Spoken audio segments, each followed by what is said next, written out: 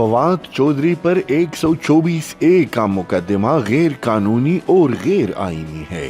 कोई है जो आईन तोड़कर इलेक्शन आगे ले जाना चाहता है।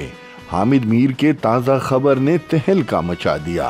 हामिद मीर का कहना था कि फवाद चौधरी पर 124A का मुकदमा गैर कानूनी और गैर आईनी है।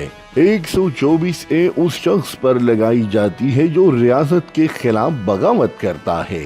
वफाकी हुकूमत रियासत है या सूबाई हुकूमत, इलेक्शन कमीशन हरगिज रियासत नहीं। इलेक्शन कमीशन हरगिज रियासत नहीं है। इलेक्शन कमीशन एक इदारा है जिसका काम इलेक्शन कराना है। सीनियर सहाबी का कहना था कि दफा 124 का गलत इस्तेमाल किया गया है। आईन में इसकी गुंजाइश नहीं है। हामिद मीर का कहना था कि मैं इस बात पे हैरान हूँ कि जुडिशल मजिस्ट्रेट ने फवाद चौधरी का 2 रोजा रिमांड कैसे दे दिया। हामिद मीर का कहना था कि उन्होंने कुछ दिन पहले ही बता दिया था कि पंजाब और केपी के इलेक्शन पूरे मुल्क के इलेक्शन के साथ देख रहा हूँ। हामिद मीर का कहना था कि फवाद चौधरी की गिरफ्तारी इलेक्शन के प्रोसेस में ताखीर कराने का आगाज है।